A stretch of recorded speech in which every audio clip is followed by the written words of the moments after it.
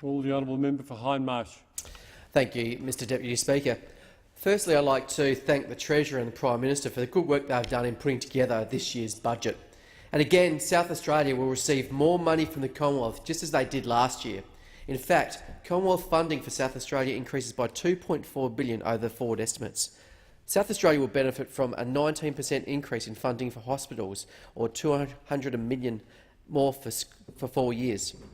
A 26% increase for schools, or $280 million more over 4 years, and $2 billion in funding for world-class infrastructure such as the South Road project on the border of my electorate.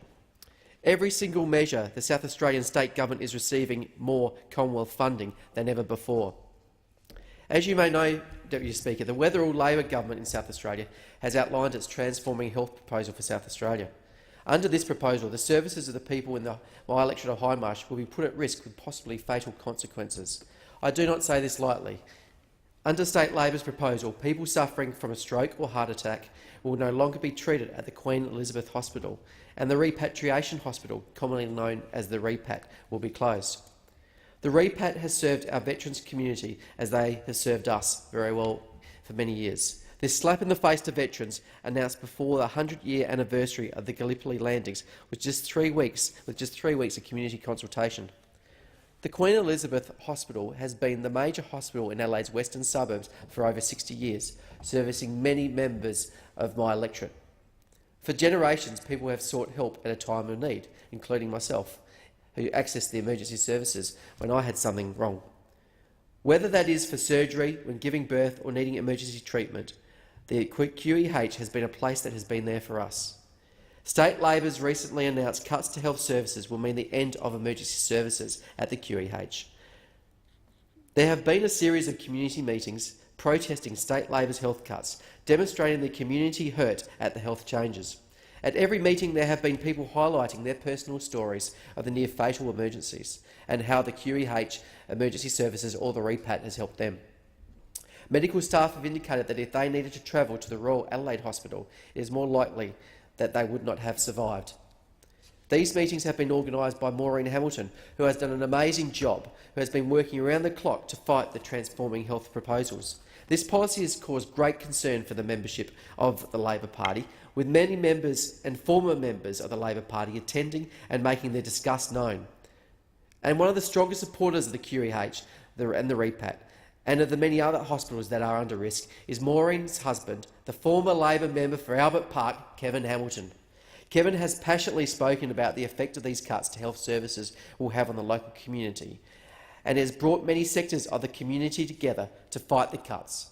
And I congratulate Kevin and Maureen on their fine work. Not only has Stephen Wade, the Liberal Shadow Minister for Health, been working hard, hand in glove with Kevin and Maureen, but members of the South Australian Salaried Medical Officers Association, Vicky Chapman, Deputy State Liberal Leader, Kelly Vincent, Independent MLC for Dignity for Disabled, and Robert Brokenshire from Family First have all joined the cause and spoke against the cuts at community meetings.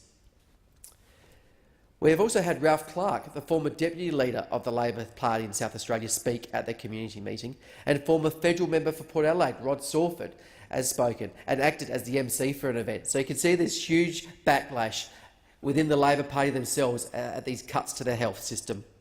What has been missing at all these events, these community meetings, where members of the public have come to voice their concerns at the health cuts and share their fear, has been any currently serving Labor state members of Parliament. The QEH is in the Premier's own electorate, and he won't come down and hear from the first hand from the people about how the health cuts will affect them.